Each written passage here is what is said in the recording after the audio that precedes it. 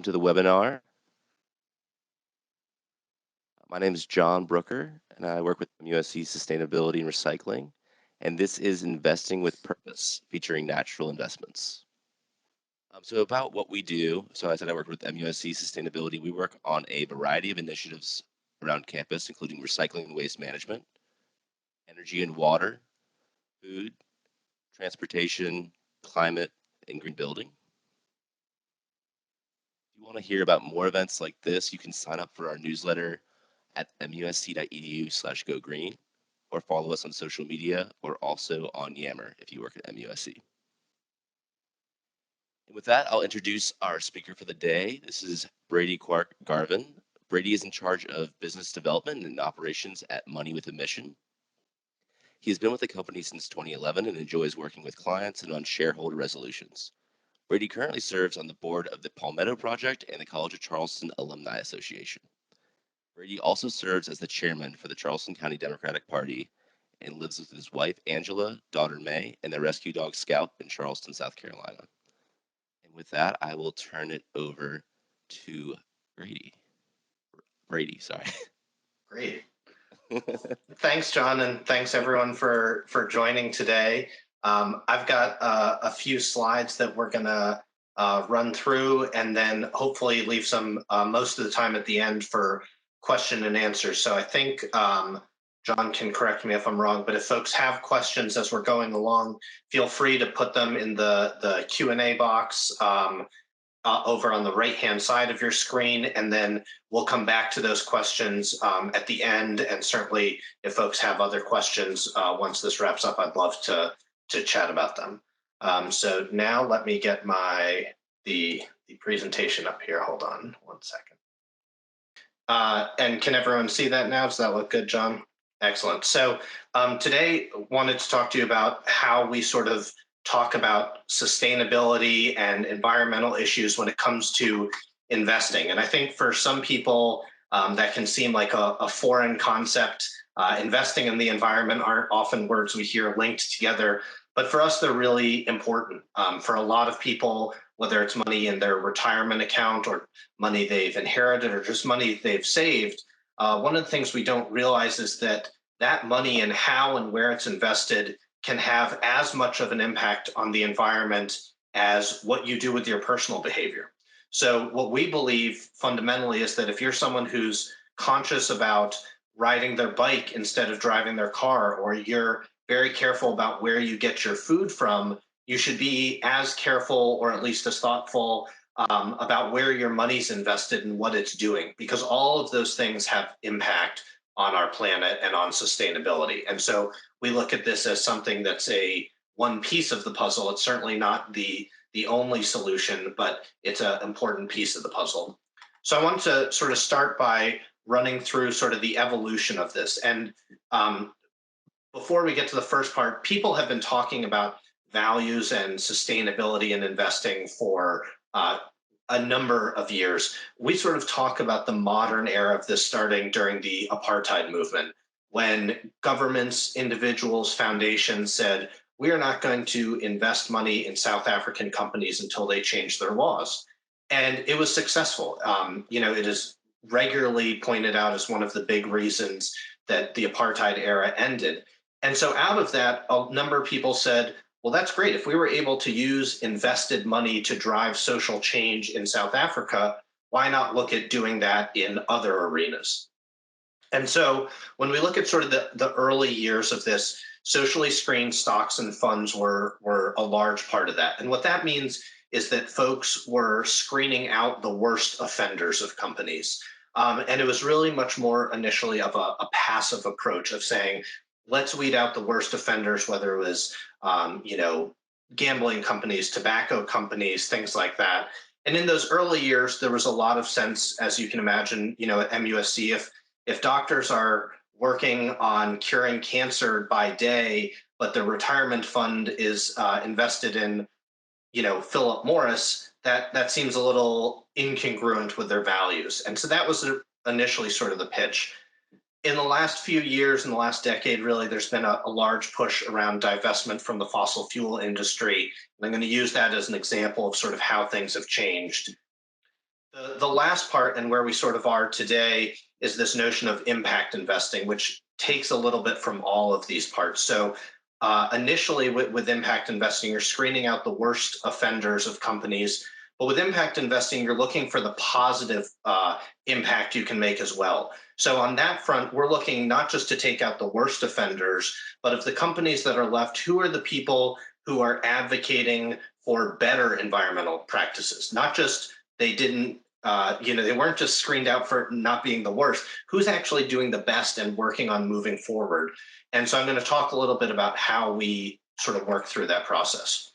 So in the last decade, much of our focus has been around the fossil fuel industry and trying to take money out of the fossil fuel industry, as we believe that it impacts a lot of things, from you know global warming to the environmental justice impact of where fossil fuel industry is. So I'm using that today as sort of a case study of how we look at that. So, if you look about almost 8, 10 years ago, the first level of divestment was the easy part. We look at who are the worst offenders. We take BP, we take oil rigs, and we say, great, we're going to screen them out. That part is sort of the base level, and that's sort of the old school way of screening out the worst offenders. The second level of divestment is saying who are not just the worst offenders in an industry, but who actually supports them. So when we talk about divesting from the fossil fuel industry, it's easy to name BP as a company. But what we want to do is go a little deeper and say, who are the people that are making the pipelines that support the fossil fuel industry? Who are the people that are investing in expanding that industry and take our divestment out of that? The last part that we want to do on the positive impact side is say, great, if we're taking money out of the fossil fuel industry, how do we invest that in a positive way? How do we invest in solar and wind and geothermal and alternative energies that are becoming less and less alternative? How do we fund those things so that we're not just saying we don't want to be in the fossil fuel industry, but here's the kind of energy future that we want? And so for us, that's a great example of how we can go from screening out the worst offenders and shifting that money towards what we do want to be investing in. And I'll put my contact information up at the in the chat box as well. But that's just sort of a rough overview of kind of how we look at sustainability and investment.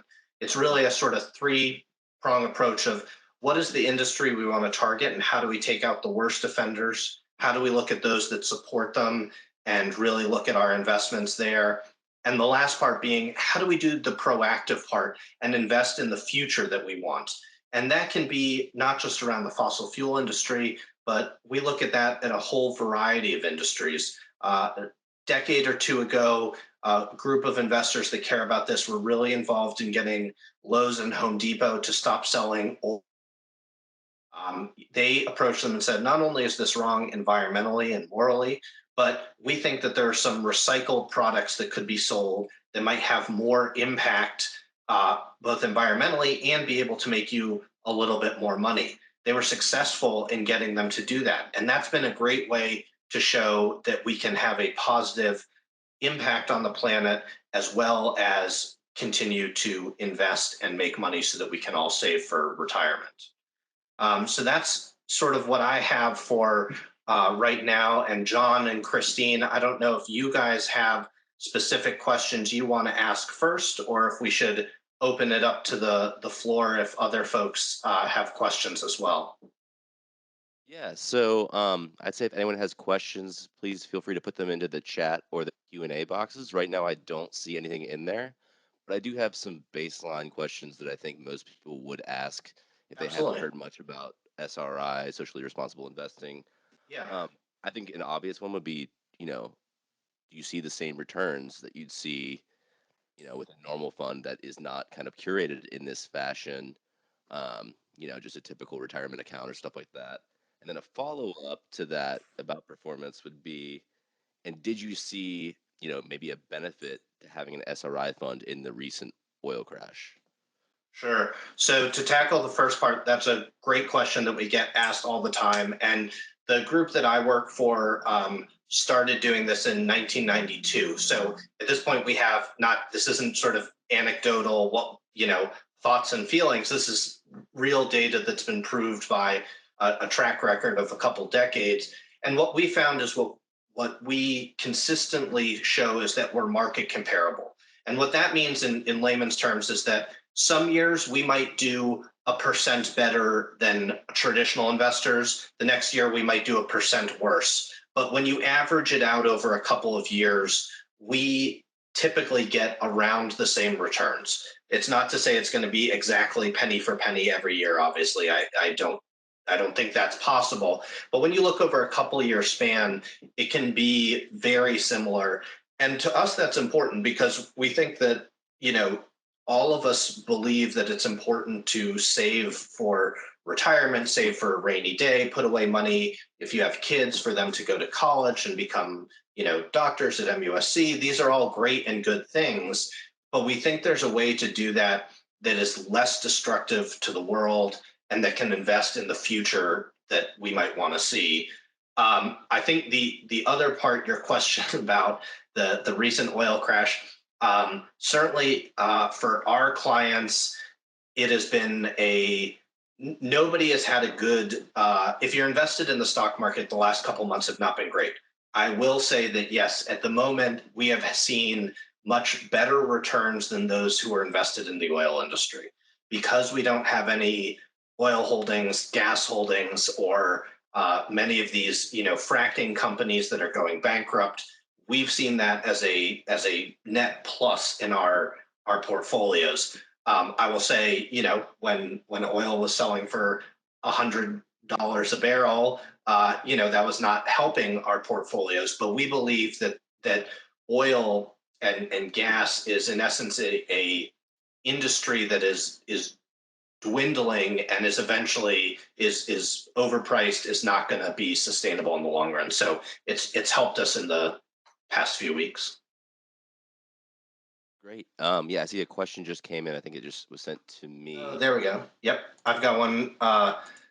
Nina asked, is ESG designation good enough or should we scrutinize further? That's a great question. So in this industry, people love acronyms and coming up with different things. So I just want to make sure everyone knows what that means. So ESG in general stands for environmental, social, and governance issues. And what that means is that that's people who are looking at the same sort of things that we are.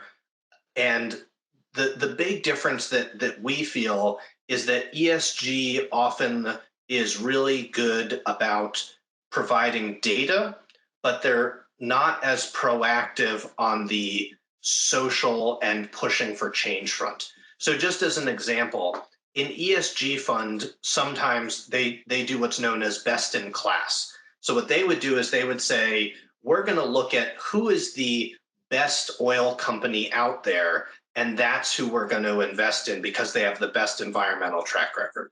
Typically, an SRI fund, or for our clients, we would go ahead and say, we don't really believe there is a best in class for the oil industry, so we're just not going to invest in that at all. So ESG focuses a lot on disclosure, which is super important, and on corporate governance issues. So that's very, very important.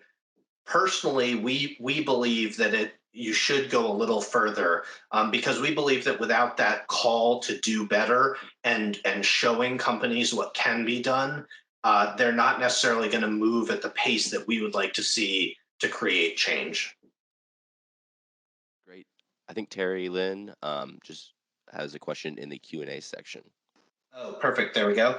If you work with a CFP and request your money be in an SRI fund and look at the first few months, quarters of reports, can you trust that his parent company will know and choose good companies? That is a great question. And so a couple of things to answer on that front. I think I want to be careful because there are some phenomenal CFPs who I think you could trust implicitly and would go do that and be able to find that information. We work with some, and there's some very good ones both here in Charleston and obviously across the country. I think one of the things that we need to be cognizant of as people that want to make these investments is that for the bulk of the financial industry, this is still a very foreign concept. The idea that you would care how your money is made seems new to them and strange to them. And so what I would say is it really depends on who you're working with.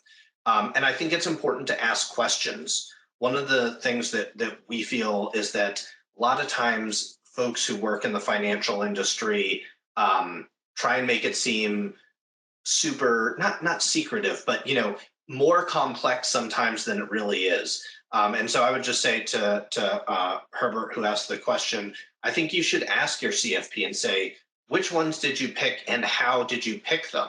That's a very benign question that a CFP should be able to answer very easily. And I will say that in this day and age, too, and this is very different from even 5 years ago. 5 years ago, a lot of the big providers, Fidelity, Merrill Lynch, they really didn't have hardly any options. Today, most of them have some options out there. So I would say 5 years ago, I would have said, no, I'm not sure you can trust that. But I think that nowadays those options are out there. But I think it's good, Herbert, to ask questions after a few months. Great. And a quick addendum to that is if you work at MUSC and are on the university side, I personally know that TIAA offers a social choice. I haven't looked into that super deeply, but I know that is one option or an SRI option on the university side for retirement. Um, Brady, sorry, do you have a follow up to that? Yeah, I was just going to say that's something that I think is really important, and I don't know the history of how MUSC got that added, but for those who aren't in the MUSC retirement plan, if you have your own, it is people would be surprised how easy it is to get those added.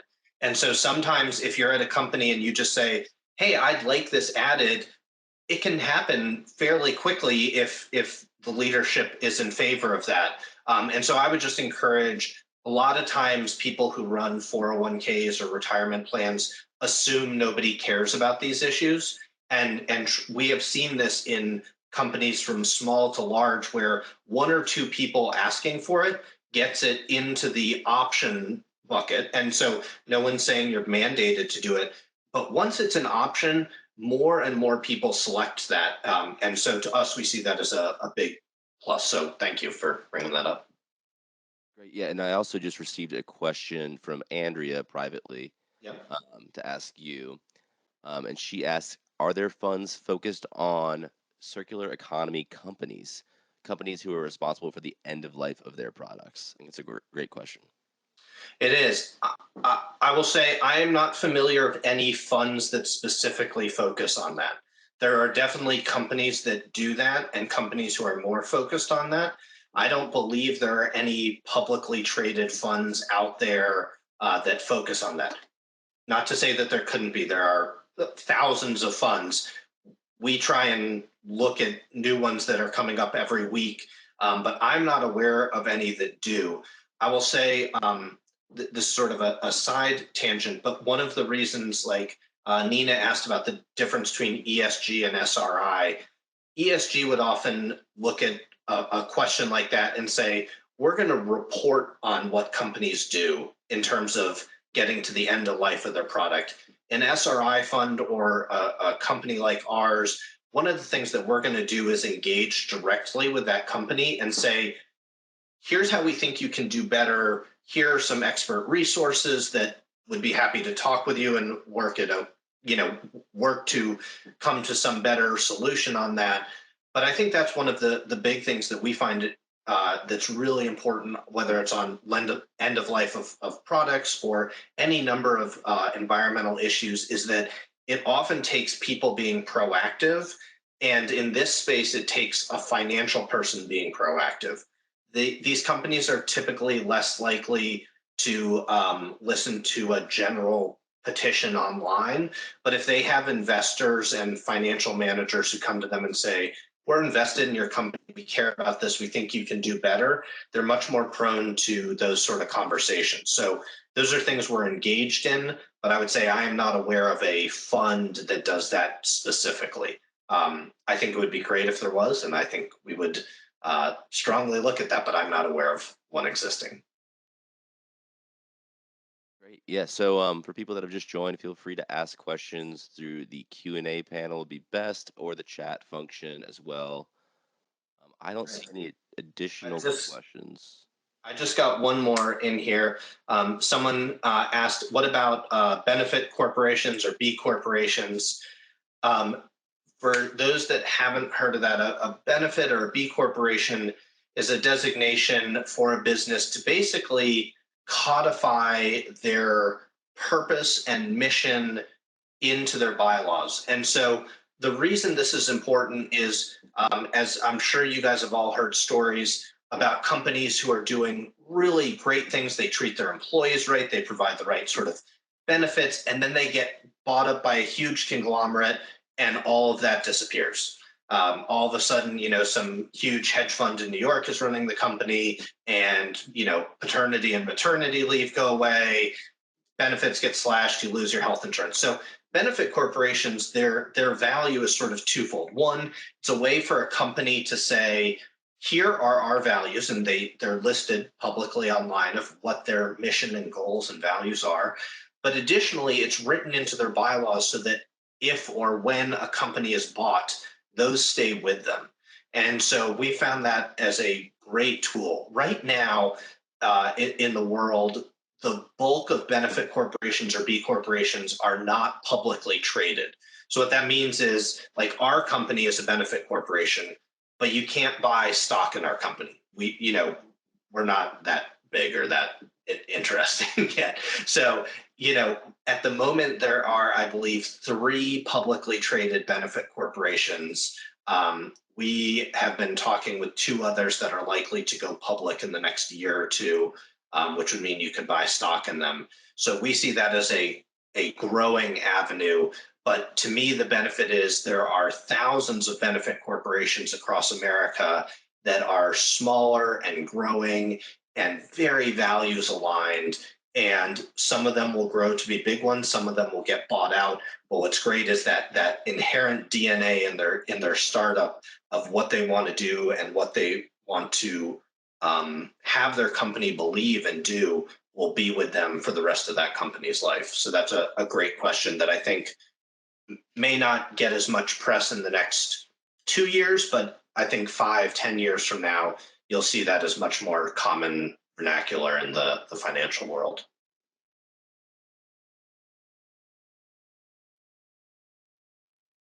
Great. I think I have another one. Again. Are there funds that focus on taking out the worst GHG producers? Sorry, I cut out. Are there companies that do what? Sorry. Sorry, are there funds that focus on taking out the worst of the greenhouse gas or GHG producers? Absolutely. That is something that is much more developed. And by developed, I mean there are definitely funds that focus exclusively on that. And so there's sort of two avenues to that. Some focus specifically on the energy production side of that. And then there are some funds that focus on, I don't want to say regular companies, but a manufacturer, let's say, and how to reduce their greenhouse impact. So there are sort of two kinds of funds that look at that.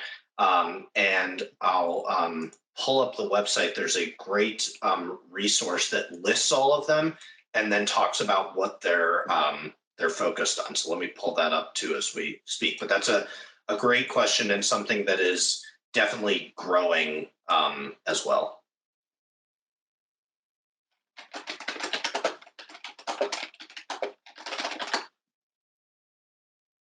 Okay, so the website is fossilfreefunds.org, fossilfreefunds.org, and it's a great nonprofit that lists a bunch of funds, what their impact is, looking at their carbon impact. And so that's a great resource that's free and available to anyone, fossilfreefunds.org.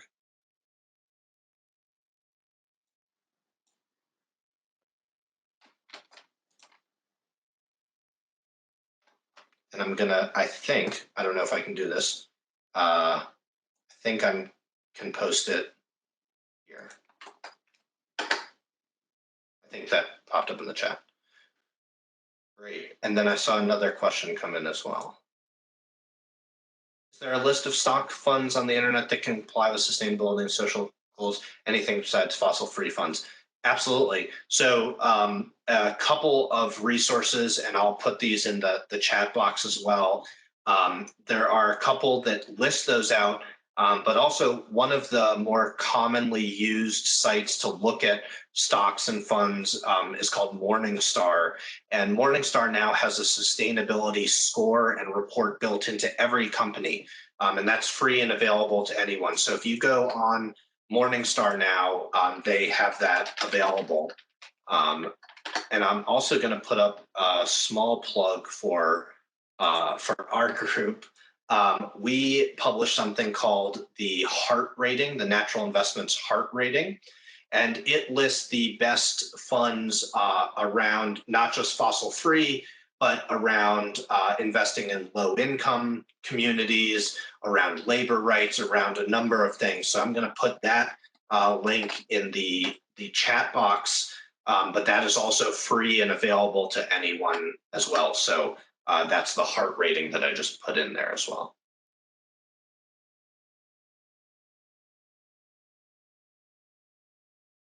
And then I thought I saw another question come in, but now I can't see it. I can read it to you if you would like. Okay. So the question I see from Mohammed is, over what time period from 3 to 5 to 10 years is their comparability with, I assume what he's saying is a normal, not SRI fund.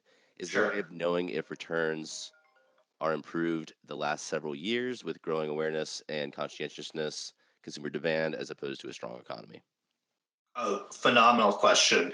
And so what I would say is this is something that's changing very quickly. So what we know is that during the '08 crash and the recovery that came out of that, socially screened funds on the whole slightly outperformed the market, meaning they gained in value quicker and sooner than non-SRI funds and screens. That was over typically, if you're looking at sort of the 3 or longer period, 3-year longer period with the crash. One of the things that we don't know truthfully about today and where the market is what the future will hold in the long run. This market crash and this weird time that we are living in with a public health on a global scale is a little uncertain. We believe that the funds we're invested in and the companies we're invested in are better positioned for the future that will come. We believe that the companies that we're investing in are thinking long term. They're thinking multiple years down the road. And so we think they should be better positioned to weather something like this. But there's no way of really knowing that. They've done well over the last decade when there has been coming out of '08, the economy did quite well and socially screened funds did very well. But what we don't know is sort of what the new world will look like as we come out of this crash and this public pandemic. So I know that's not an exact answer, but the short version would be, when we look at the '08 crash and coming out of that, certainly there was stronger performance if you look at 3 years and longer. Brady, I had a quick question. Of course. Being a healthcare institute, I think that we all care deeply about healthcare.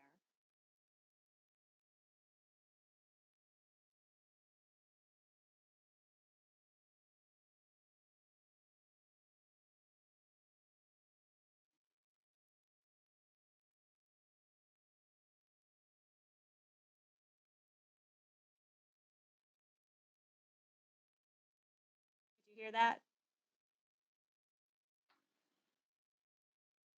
I only caught the first little bit, Christine. So let me see if I caught enough. You're asking about sort of healthcare and the healthcare industry and what that, and then it sort of cut out from there. Right. To so care. How Yeah. possible is that now? It's a good question. One of the big questions that we have, and one of the things that we think is really important, is when we work with clients, we try not to bring our personal values, but try and invest to the client's personal values. So on the healthcare front, we have some clients who say healthcare is critical to invest in. There are, new breakthroughs being made. There are advances that are helping us live longer and healthier, and I want to be a part of that. We also have some clients who want to make the policy statement that they think healthcare shouldn't be a for-profit business, and so choose not to invest in the healthcare industry. To us, that's something that a client can individually choose how and where that investment is made. But I think there are certainly options available for those who want to invest in the healthcare industry. And on like any industry, there are companies and opportunities that are striving to do the right thing. May not always work out, but they're striving to do the right thing and make great breakthroughs. And there are companies that are really not. And so I think on that front, like any industry, the healthcare industry is not different on that front, that there are better and worse players in that area. And so certainly that's something that we parse through, but we do have some clients who have opted to just not invest at all in the healthcare industry. So I hope that helps. And Christine, if there's other parts I missed, please say so. And I saw another question come in as well. Do you have any predictions about energy investments going forward? Well, the important thing that we tell all of our clients is that we do not have a crystal ball or the ability to see into the future. We are able to take smart, educated predictions about what will occur. And one of the things that to us is clear is that, for all the political hype, which is somewhat important, but less important than the economic drivers, is that alternative energy like solar has just been the cost to install it has been on a decline for 15 plus years. That means it is cheaper and easier to install it. It also means that over the last 15 years, we've seen a huge increase in the number of people who are able to install it. 15, 20 years ago, finding a solar installer was relatively difficult. Today, it's super easy, and it's becoming a larger and larger job base than the old fossil fuel industry. One of the big things, and this is sort of getting a little granular, is we see a lot of improvements around rooftop solar and people doing individual things around their energy investments. What really will drive, we think, big change on a global scale is when utility companies get more in line. For all of our individual efforts to reduce our carbon footprint, what a utility company chooses to do has far more impact. And so we're engaging with energy companies who are making commitments to take coal plants offline. We're working with utilities who have already taken out all of their coal plants. So I think on the energy side, we see this as something that is quickly going to be shifting to alternative energy, but is something that's probably not happening as fast as we might like. I saw someone commented in about Michael Moore's new documentary might change the mindset that solar and wind energy are the answer. He does. He has a new documentary out that is interesting. Having watched it, and I'm clearly biased, I disagree a little, only in that with sort of the premise of the movie. And the premise was basically that solar and wind are as worse, if not worse, for the environment than the coal industry and fossil fuel industry. And I think one of the things that we have to take into account when we look at these things is the world is changing very quickly. And so one of the things that they pointed out in the documentary is that some of the early solar panels and windmills that were up and operational only lasted 15 years, which on a utility scale is not very long. And so they pointed that out as a really bad negative thing, to which I totally agree. However, the panels and windmills that are being built today have significantly longer lifespans. And this is what we see in an industry that's really growing. I mean, for some people that are on this call, they've been thinking and talking about wind and solar for 2, 3, 4 decades, but mainstream America and the energy sector has really only begun to take that seriously in the last decade or so. And so there's a lot of improvements that are being made that, in my opinion, the documentary significantly glossed over. But it is a very fair point that it is not the panacea or the be all end all answer to our earth and environmental problems. But I think it is a significant step forward, personally.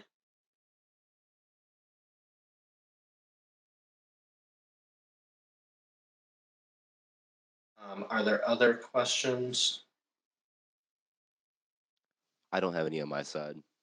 Okay, great. Well, I told John and Christine this earlier, but I love talking about this stuff. I find this fascinating. It's part of the reason I chose to do this as a career. So I'll put my contact information in the chat box, and know that if you have questions where you don't feel comfortable asking it here in sort of a group setting, I'd love to talk with folks. I'd love to kick around ideas or just answer questions. If you say, hey, I have these two options in my retirement account, which do you think is better? Happy to take a look at that and chat with you. For us, this is something where when people make the choice to move their money from the traditional financial world to socially screened in whatever way that happens for them, we are excited, whether that's through working with us or in your retirement account at home or with another broker that you use. That's great and wonderful. And we see that as positive. So I just want to throw that out there for everyone and thank everyone for joining on today. Yeah, great. Thanks to everyone for attending. If there's any other questions, feel free to drop them in the Q&A panel. If not, we will sign off. I think that's pretty much it. But thanks everyone for attending. If you want to hear about more events like this, you can always visit our website, MUSC Sustainability and Recycling. You can find that at musc.edu/go green, and you can sign up for our newsletter to hear about regular updates. And with that, thank you so much, Brady, and thanks for everyone for attending. Thanks, everyone. Appreciate it.